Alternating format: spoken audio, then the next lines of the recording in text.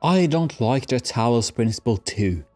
Saying that this is my subjective preference is not good enough for me. I want to understand exactly why I don't like the game. I think there are two main reasons. The first one is that I find the puzzles to be brain dead. By that I mean that they don't require a lot of thinking. If you understand the mechanics of the game and you are able to see the available options, then the puzzles are usually pretty easy to solve. I want to use my brain to solve the puzzles, not trial and error, not brute force, not my eyes, and not my knowledge of the mechanics. The second reason I dislike the game is that I find the world building to be extremely shallow. I don't believe this society of robots and the city of New Jerusalem can exist. I think the society of robots should have gone extinct because they don't exploit nature for resources at all. Their bodies presumably need electricity and metal to function. I don't believe these robots can create and maintain these societies and their own bodies given what I know about them. That means I don't believe it, and that means I don't give a shit about the plot or the characters. And that also means that the game does not work as an allegory for philosophy either for me.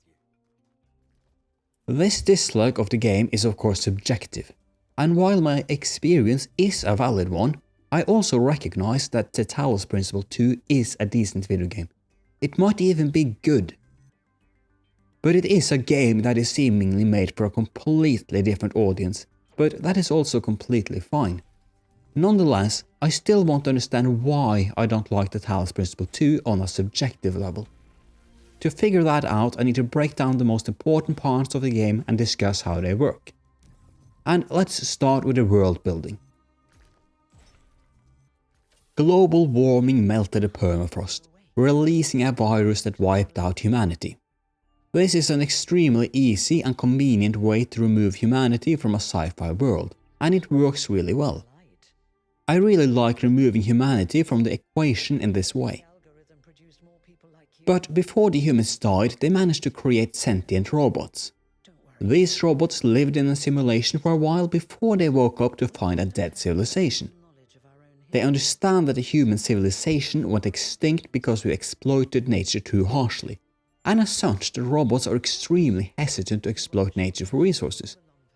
This makes a ton of sense, and I really like the premise of the world building here. But the robots are too hesitant to exploit resources, to the point that they should probably have gone extinct because of their lack of exploitation. At its core, life is about consuming resources and energy in some way. That is the case for the smallest life forms to the biggest. I presume that the robots would need electricity and metal components to survive. They need energy to power themselves and their society. They need resources to build and maintain their bodies and infrastructure. And the only power source the robots have access to seems to be a single hydroelectric dam. What happens when that single power source fails? Because it will fail or need maintenance at some point in a time span measured in centuries.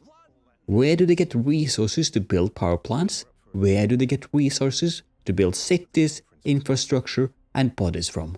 The game never really explains how their society works at a basic level in terms of functionality and mechanics. And you might think that these details don't matter, but they really do matter a lot. Mostly because the story focuses on topics related to nature and resource exploitation. It feels like the robots are so focused on the ethics that they forgot about the realities of sustaining life. And I really hate that they get away with it. I hate that there is no legitimate conflict between consumption and conservation of nature. Because that is something you need to balance in reality. When this reality is not respected, it makes the world feels like a fake, artificial and shallow game world. That means I don't give a shit about the plot, the characters, or any of the philosophy or ideas. Which is really a shame, because I think the premise and idea is there to create some legitimately interesting discussions. The robot Doge asks several questions that could have been legitimately interesting. But the questions are only interesting if I believe the world they exist in is real, and I don't. In addition to disliking the world building, I dislike that I have to provide an answer to his questions. These types of questions are so complex and deep that you can't provide good answers with a single sentence. None of my own thoughts are represented here either, and there is no good answers I really like. I don't blame the developers for not including an answer I like to this question because of the complexity in them, but I do blame them for having answers in the first place. I think open-ended questions fit these types of philosophical questions a lot better. Questions that do not demand a response from the player. That way I would reflect on the questions instead of picking predetermined alternatives. Alternatively, your character, 1K, could have his own thoughts and responses. That would allow us as players to reflect on the conversation without partaking in it.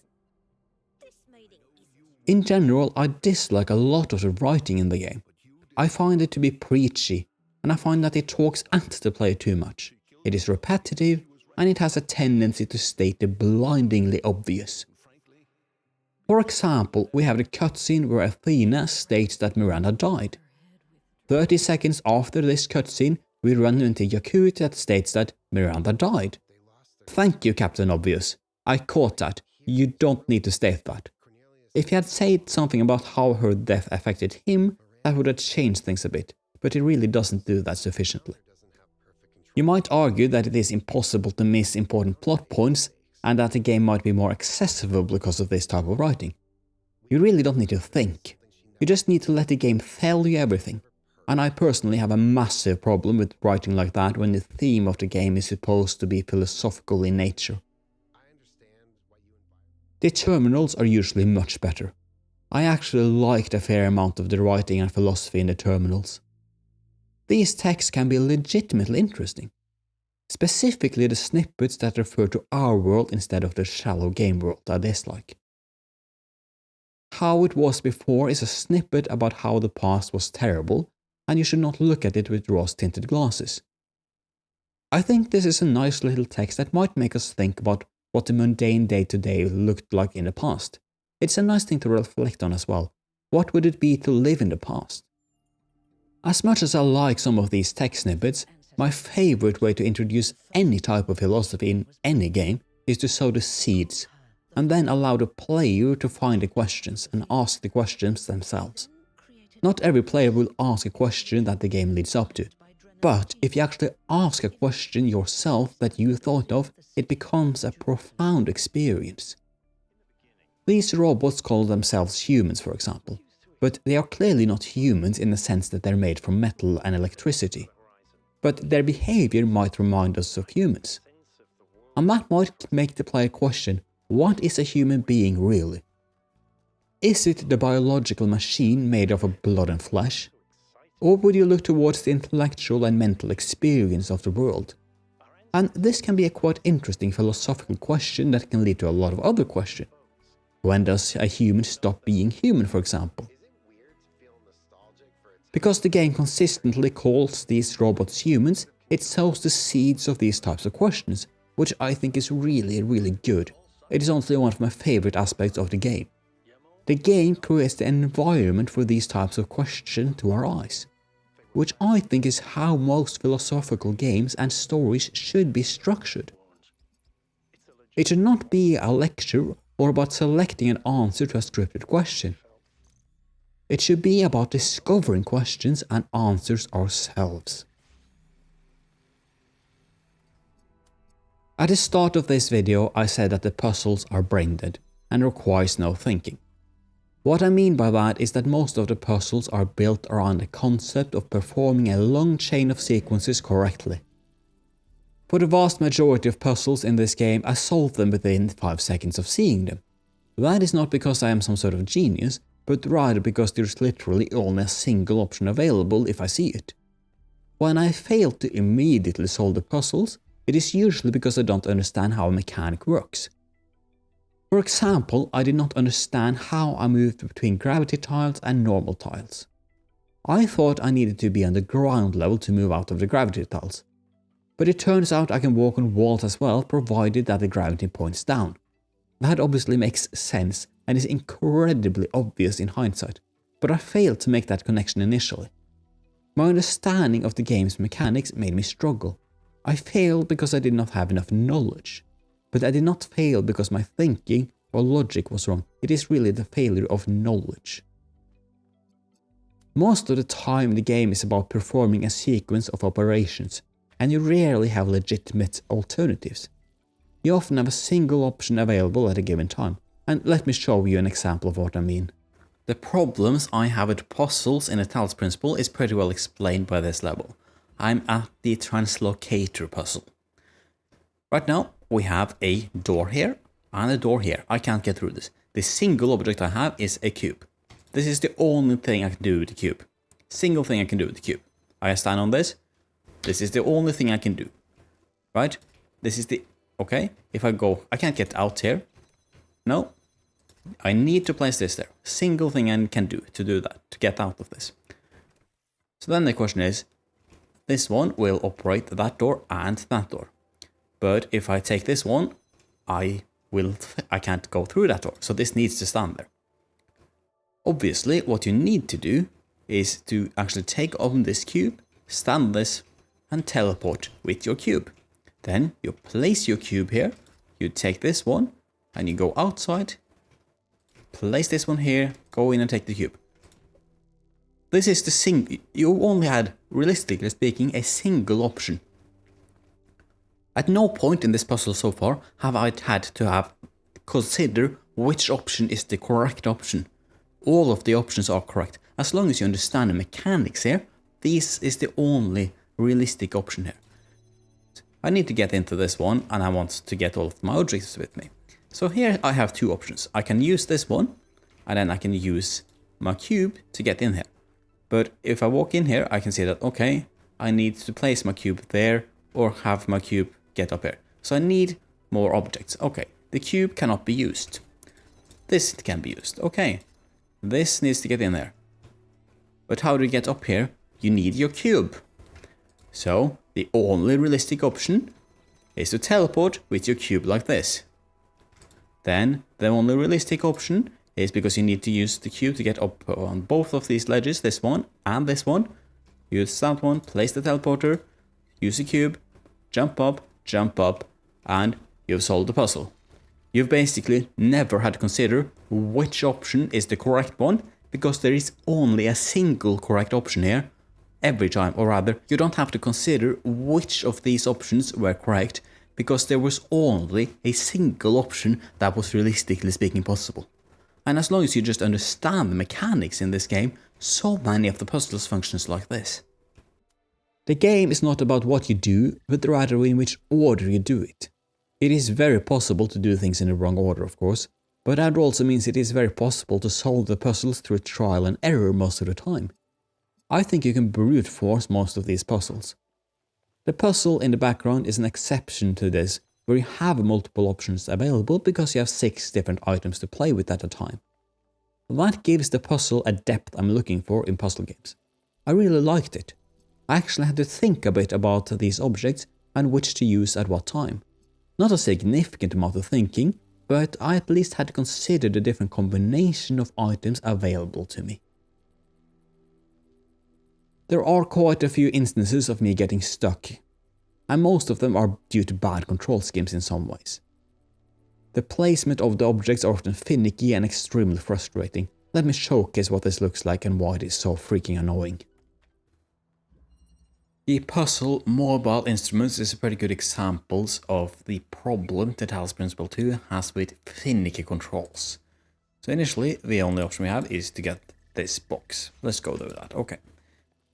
Next thing, we need to go up here to get to another spot. We need to get here. This is all fine so far. The obvious thing we need to do now is, because we need this one to activate on all 3 of these at once. Because we cannot select, when we actually have this down, we can't actually pick it up and move for some reason, right? We can't do that. That's not how the mechanics work. You would sort of expect that you can almost do that, but no, you can't do that. So that means that can you put the... so you have the platform here, right? Okay, can you put the box up here? No, you cannot. The only way you can do this is first to put the box up there, then do that, then turn that up, then sort of do an awkward where you sort of run into it, and now you have the thing on the top of your head, and you can move around with it. That is all great. Well, what happens now? Let's say, okay, I am in the correct position, but I need to put it down now. Oh, that's just good. But I can easily place this in the wrong correction, and this just goes straight into the wall here or here, and I'm just stuck, and I need to restart. Yeah, see there? I accidentally stood here for too long, and I just cancel, and I just, like, this entire thing made me get stuck. So now we need to restart and try again, because there's no way to get out. And here I made a mistake again. I put it in the wrong spot. And now I can't move this. I can't retry it because I can't place this without the actual fan here. So now I need to restart yet again because I made a mechanical mistake. Like, I clearly understand how you're supposed to solve this puzzle, and it's just that the game just consistently gives me the finger and tells me to fuck off. I don't understand, why doesn't this just go to the full length here, for example? Here, just to make this completely impossible to fail like this. It's just so stupid.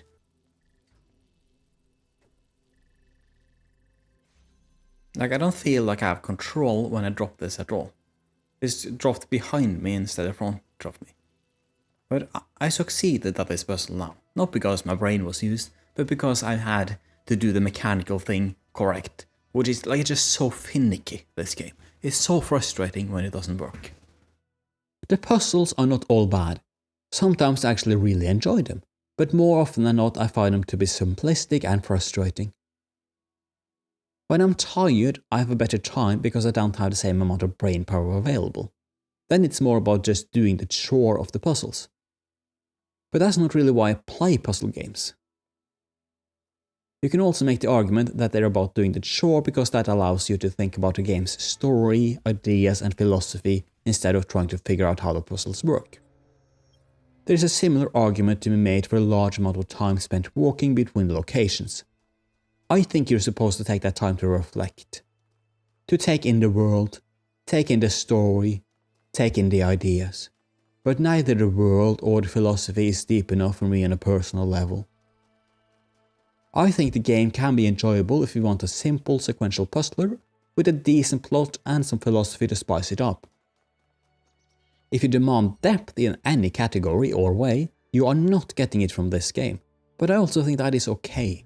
Not every game needs to be complex and deep, even if I typically prefer more complex games myself. Most of my issues with the game boils down to subjective preferences and not objective failures, but I can't end this video without mentioning the problem I have with motion sickness. I've struggled a lot with motion sickness in a Talos Principle 2, and I just want to highlight a couple of things that causes that happen. One of the things is the movement of the grass. They're basically 2D textures that sort of just like wiggle a bit back and forth, and it looks like, frankly, disgusting. This would have been so much better if you just turned this completely off. You can see the 2D textures on the flower the best here, and this is just like, it just looks so bad. I'm getting nauseated just looking at that. But then we have small little animations such as this energy barrier here. It's subtle enough that it's just constant movement all over, but nothing really changes. And that makes it a bit frustrating to actually move things. Then you have actual movement, which is pretty rapid. That is, generally speaking, not great.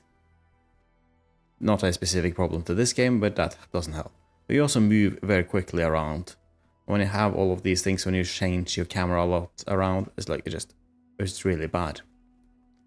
And right now you can see the grass doesn't move for a second. If you do, it doesn't move, it's so much better. Then we also have the walking animations up the stairs, for example. You can see that I'm just walking forward a bit. You can see that the camera sort of goes a bit in and a bit out to sort of illustrate the speed motion. And this is like, it's very frustrating for someone like me that actually struggles with this, because that takes the control away from me, which is really the issue here from my brain. It's like I am doing a motion, but something else is happening on the screen, which is really, really not that good for me. When we move around rapidly like this, you can see that there is pop-in, right? Very aggressive pop-in, like things changes rapidly in the environment as you're looking at them. And that is like, oh, that's very jarring when you struggle with motion sickness. And I'm not moving anything right now, and you can see that this object in my hand is slightly being animated. I'd like this bit to be completely still. It isn't. There are so many small little things, and that is really no motion sickness in a nutshell. It is all of these small little things that just doesn't work for us. And I do want to give the game credit where it's due. They've done a lot of good options here, like genuinely good options, and I appreciate this a lot, that they've actually given the players this option. It helps a significant amount, but it's just that there are a lot of these small little issues that are very subtle, but that really do matter a lot. Issues with motion sickness usually happens because of unexpected and unnatural movement. To reduce these issues, I've lowered the graphical quality to minimum to boost my frame rate as high as possible, and that really helps with motion sickness. The game is playable, but it is more taxing than most other games. I find myself struggling to play more than an hour in a go. I hope that you got something out of this video, and I do appreciate constructive criticisms of what you liked in the video and what you did not like. If you have some thoughts on either the video or the Talos Principle 2 as a game and experience, leave a comment. I usually read every one of them, even if I don't respond. Thank you for watching.